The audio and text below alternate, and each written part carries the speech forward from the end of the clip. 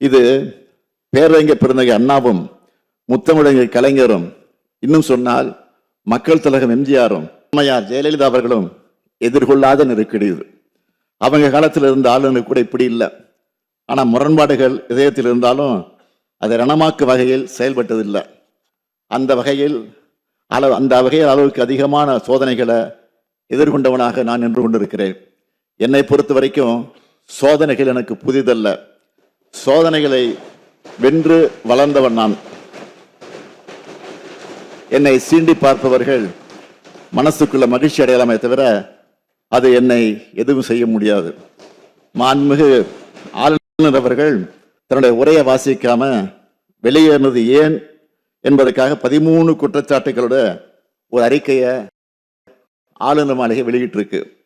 நான் அவருக்கு சொல்ல விரும்புவது, கடந்த நிதியாண்டில் 11.19 விழுக்காடு அளவுக்கு நாட்டிலேயே உயரிய பொருளாதார வளர்ச்சியை தமிழ்நாடு அடைஞ்சிருக்கு.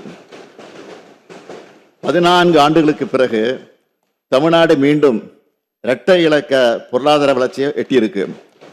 இதை சொல்றது நாங்கள் அல்ல, ஒன்றிய அரசின் புள்ளியியல் துறை. ஆளுநர் கேள்வி கேட்கணும்னா அவரை இங்கே அனுப்பி வச்சாங்களே ஒன்றிய அரசு, அவங்கள தான் போய் கேட்கணும். இன்னும் அவருக்கு நான் சில புள்ளி விவரங்களை சொல்றேன்.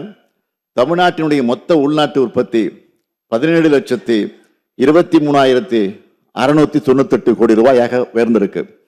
தமிழ்நாட்டோட தனிநபர் வருமானம் 3,58,000 ரூபாய். இது தேசிய சராசரியை விட 1.74 மடங்கு அதிகம். அரசு மேல்நிலைப் பள்ளிகளில் 98.3 விழுக்காடு அறிவியல் ஆய்வக வசதிகள் தமிழ்நாட்டில் தான் இருக்கு. ஆனால் அகில இந்திய அளவில் 50 விழுக்காடு பள்ளிகளில் தான் இந்த வசதி இருக்கு. உயர்கல்வி நிறுவனங்களுக்கான ஒன்றிய அரசினுடைய தரவரிசையில் தலை சிறந்த 100 கல்லூரிகள் பட்டியலில் 33 கல்லூரிகள் தமிழ்நாட்டில் மட்டுமே இருக்கு. மாநில அரசால் நடத்தப்படக்கூடிய தலை சிறந்த 50 பல்கலைக்கழகங்கள்ல 10 பல்கலைக்கழகங்கள் நம்முடைய தமிழ்நாட்டில் தான் இருக்கு. நிதி ஆயோக் வெளியிட்ட நிலையான வளர்ச்சி இலக்குகளுக்கான குறியீட்டில் தமிழ்நாடு 758 புள்ளிகளோட இந்தியாவில் 2வது இடத்துல இருக்கு. தமிழ்நாட்டோட சமூக பொருளாதார வளர்ச்சியை ஒன்றிய அரசின் பொருளாதார ஆலோசனை குழு அறிக்கையா தாக்கல் செஞ்சிருக்கு. சமூக முன்னேற்ற குறியீடுன்னு இதுக்கு பேரு.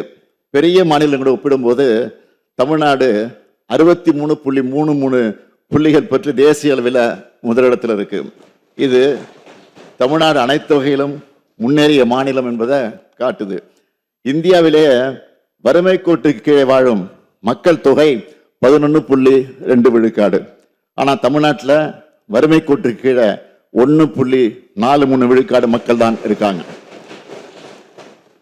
அதையும் இல்லாமலாக்க தாய் மாணவர் திட்டத்தை தொடங்கி செயல்படுத்திக்கிட்டு இருக்கோம். நம்ம அரசோட மக்களை தேடி மருத்துவ திட்டம் என்பது ஐநா அமைப்பினுடைய விருதை பெற்றிருக்கு. இந்தியாவிலேயே அதிக தொழிற்சாலைகள் கொண்ட மாநிலம் நம்முடைய தமிழ்நாடு தான்.